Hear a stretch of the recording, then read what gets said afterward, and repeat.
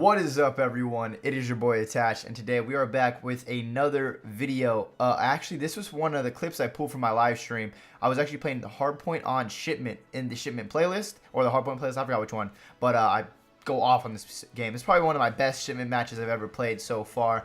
But Shipment has been tons of fun recently, just getting tons of kills, tons of streaks, tons of action. It's honestly insane. There's just so many things happening at once on Shipment. But hope you guys do enjoy this gameplay. I had some music playing in the background, so I could not upload this, or it would have got copyrighted with all the music I was playing. Because whenever I stream, I always have music playing. Just I'm listening to, hanging out, talking to my chat, talking to you guys, and it's just fun. Just a fun little chill thing to do, and then just playing some pubs and working on my shot, working on my positioning and stuff. But that is not why you guys are here. The gameplay is just in the background, so you can watch, you can enjoy, you can see me turn up. But we're going to talk about Rostermania. We're going to touch on a lot of things about Rostermania. Not like all just the roster changes that are happening or are going to happen. We're going to talk about a few elements of Rostermania. But first, let me hit you with a hot one right here. My team, FaZe Clan. There has been a lot of rumors that Zuma is leaving to Optic Gaming. And there's been a few other rumors and stuff like that. But FaZe Clan is not changing. We are not making any roster changes. The team is staying the same. So there you go. That's been confirmed. So everyone that's in my stream, in my mentions, and on Reddit saying that we need to find a new fourth is just not right, because we are sticking together. So me, Priesta, Zuma, and Replays are still a team of 4 going into the second half of the year in Season 2, Anaheim, and Champs. So just want to get that out of the way for you guys. Just want to put that out there because I know a lot of people, there's been a lot of speculation with the roster and stuff. But yes, there is still a few changes that will be happening. I'm not going to say it. And that kind of comes down to what everyone's saying. Like, everyone joins my stream or joins other pro players' streams or tweets people and says, yo, give us intel, give us intel. And like, as much, even if pro players wanted to give you guys intel, it's just very unethical to give intel like that, because it's none of your business what other teams are doing, what they're going to do. So it's just none of your business. You shouldn't be telling the public if you do. It's just not good. I mean, sometimes it might slip out here and there, like if you accidentally say something. Like I know Temp had a clip where he said Formal's teaming with Yoda, and that was like the big thing. But like stuff like that can happen sometimes. But you can't just give up straight up intel, or then pros, other organizations, other just people in the community just aren't gonna want to talk to you about it because they know you're gonna be someone that releases it. So it's just kind of like a bro code, but it's a business code for Rostermania. So guys, there will be a few changes happening. A few of them are pretty obvious, as you could already see. There's been a lot of speculation, a lot of evidence backing a few of the things. Like I said, I'm not gonna say it, but there's a few things that are gonna happen. But yeah, it's going to be very interesting going into the second half of the year when all these rosters get announced, because especially for Division A team, because Division A, we leave in like a week and a half to Columbus, Ohio for Season 2 of the league. So there's going to be a lot to do. Like everyone needs to practice. So these announcements need to drop soon. Like I know May 7th is the day where teams, that's like the last chance they have to announce their roster and stuff. But that's the day where everything needs to be like in and sent in. So we should know by May 7th what all teams are doing, but there's going to be a few curveballs in there. And now let's talk about Rostermania from the beginning of Call of Duty history. Okay, so Rostermania was this thing where so many changes would happen. I mean, in Black Ops 2, Ghost, even in Advanced Warfare for a little bit, after every event, there's multiple changes going down amongst the top teams, the pro teams, the amateur teams, the top amateur teams. Rostermania has always been a thing in Call of Duty where it's just so many changes are happening. So many people are teaming with different people. Like, there's probably like times where people have switched teams like 4 to 5 times a season, or maybe even more back then in the day. But now, the reason Rostermania cannot really be a Rostermania anymore is because of contracts. Like, as much as they would hate their team, they want to make a change that bad, it's very difficult to make a change right now. It is so tough to make a change. Even if all 3 players on the team want someone dropped, you still have to drop that person, find another person to replace that person, and odds are you're going to want someone good on your team. And when you want someone good, that usually means they're one of the best players on their team. And when they're one of the best players on their team, they have a very high value with the organization. Their buyout is going to be a lot of money, hundreds of thousands of dollars. And obviously, the money's good and all. Yes, everyone needs money. The business needs money to run. But they also need a fourth for the team so the team could stay on top. So not only do you have to pay tons of money to try and get the best players on your team, you have to do a fair trade. But if you're trying to drop one of your lesser players maybe and pick up a better players, how does that work? So it's like you don't just want to give up one of your best players and get $500,000 for the organization, and then you just don't have a fourth that like you guys could think you can win with or be confident in. So there's so many things that goes into Rostermania. It's like the money, the contracts. First off, like orgs, if they have a certain type of contract, they could have you for the whole season regardless. They could just not put your buyout in the contract, and no one could buy you out. Like, you're stuck there till the season ends, and then the org can release you if they want, but that's up to the organization. So guys, there's just so many things. Like people have, a lot of players and teams have wanted to make changes a lot, but like it's just really not that easy. I mean, it was fun. Like, we were all spoiled. You guys were spoiled as spectators. I was spoiled when I was an amateur trying to just grind my way to go pro, because changing teams was so much easier. Just because, like, you would go to an event. If you play well at that event, you meet some people. They're like, yo, come team with us. You're like, all right, I'm down.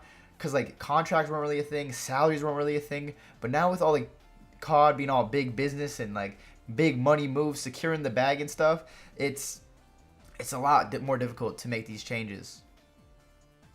And another thing that I did want to mention in this video was the new players coming in. The younger players, the people that are just trying to break into the scene, who have very raw gun skill. Obviously a lot to learn because they're new players, but it's kind of crazy how they're coming in and pushing some of the older players out. Whereas, like, Nameless, I still think he can compete. I still think he's a good player, but he wasn't able to find a team to his liking. So he's like, he hasn't like officially retired, but he will be focusing on content and probably like casting his stream, the CODcast, YouTube and stuff like that. So it's kind of crazy to think about someone who, like, when I was coming up was like one of the top pros is like starting to retire now. It's like crazy how fragile Call of Duty and Call of Duty rosters and players are. Like, you could potentially just like have one or two not so good seasons, and you could just have like could be retired if you want to. But with that being said, like, when players retire, we should as a community band together and try and support them as much as we can. Like, watch whatever they do. If they stream a lot, let's watch their stream. Let's sub to them. Let's support them. If they do YouTube, watch all the YouTube videos. Support them. I mean, that's just kind of what we should do in the Call of Duty community, because obviously it's a business in the beginning of the day.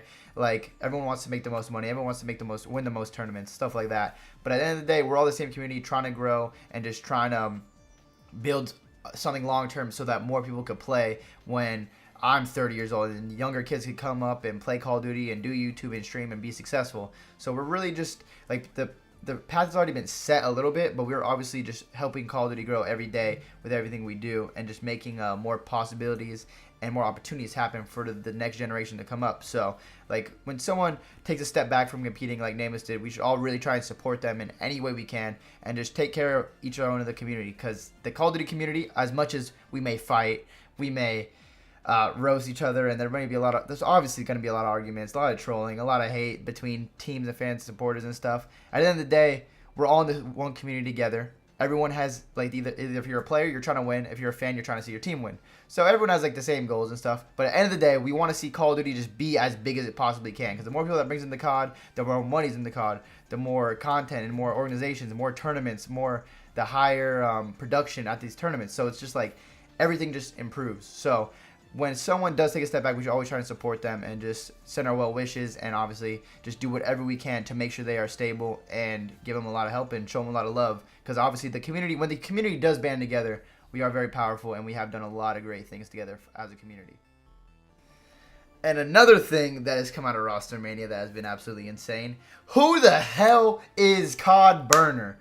COD Burner, what I'm speculating, some people say they know who it is. I mean, at the end of the day, I don't know exactly who it is, but it has to be the friend of a pro, like someone that's very close to the pro scene, because they knew a few things that was happening. Like, they got a few things right. Obviously, things change, so it's hard to predict, like, Rostermania perfectly and everything that's going to go down.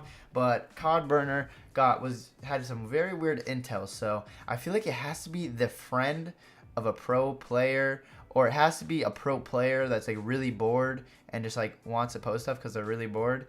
So I don't really know, but it's kind of interesting that we had someone do that, because I think that was, like, I can't remember the last time this kind of thing happened in Call of Duty where someone was, like, leaking intel or supposed intel that's gonna happen. So it's very interesting to see. I mean, I don't think we'll ever find out who COD Burner was, but it added a whole another, like, element of surprise, and that was probably the most engaging Reddit post I've ever seen. where with the engagements it had like 1,200 comments and like insane amounts of stuff on the ComCOD Reddit. Yo, but COD Burner, if you're out there, if you're somehow watching this, I want to do an interview with you. I want to talk to you. You can use a voice changer and stuff, because obviously I definitely know who you are. I definitely know you. I don't know who it is, but I definitely know who the person is that was doing it. But like, I don't actually physically know, but I've definitely met them and talked to them before. So COD Burner, if you wanna do an interview, we could do an interview. We could talk about some things, how you got your intel, tell some secrets about the COD community after Rostermania, of course, so you don't send any more intel out there. But yeah, let's do an interview. Just have like a voice changer on. Hit me up, DM me on your account. Make a COD Burner account. Tweet me, DM me, all that good stuff, and we'll do a little interview, have a little fun. And I want to know how you got all this intel, bros. I want to know what you were doing at the event, or if you weren't even at the event, you just somehow found out through someone. Like, I want to know. And last but not least, this is probably the best part of Rostermania. When a team that's been together for a long time splits up, kind of like my FaZe team. Clay went to United, and then eventually Enable went to Evil Geniuses, and then me and Tommy stayed on FaZe. And every time you play each other, it just creates crazy storylines. So any teams, that have been together for a very long time that are making changes, whenever they play each other, it just opens up a whole new storylines. People will go support this player. Other people will go support this player. Like, everyone has their favorite players that they like supporting, and it's going to be different. Everyone has different opinions of the players and their play styles and their personalities and stuff. So it's always going to be good for the community, because I saw people arguing, is Rostermania good for the community? And it's amazing for the community, especially at a time like this, going into the second half of the year with the 3 most important tournaments coming up. We have Season 2, which is obviously the same as Season 1, so S1 is the biggest tournament so far. Season 2 is another huge tournament like that. The Anaheim is the biggest fan-attended event in the recent years, so that one's probably going to be insane as well. And then we have Call of Duty Championships, of course, the biggest tournament of the year, $1 million tournament, win rings and stuff like that. That's the goal this year, when we get my second ring. But it's like going into the biggest time of the year with the most money, and then roster changes happen, so there's whole new storylines.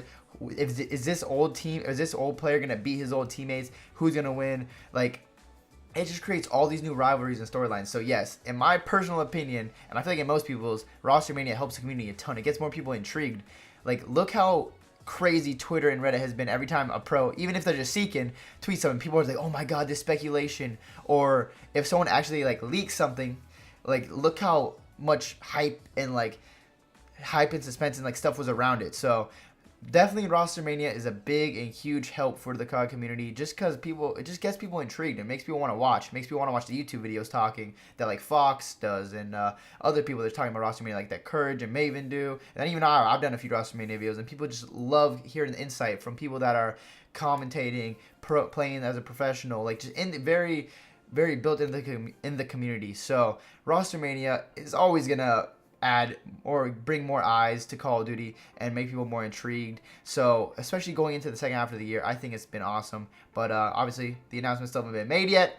Well, we will be finding out soon. So thank you guys all for watching. Hope you guys did enjoy this video. That gameplay was pretty insane. Had like 141 kills or something like that. My best shipment gameplay so far. I'm going to try and top it. I want to get to at least like 150, 175. Try and get an insane gameplay if I could do that one day. But thank you all for watching. It's been your boy Attach, and I will see you in the next one. Oh, wait, what? I never say that. Why did I say that? Thank you all for watching, and as always, my name's Attach, and I'm out. Peace.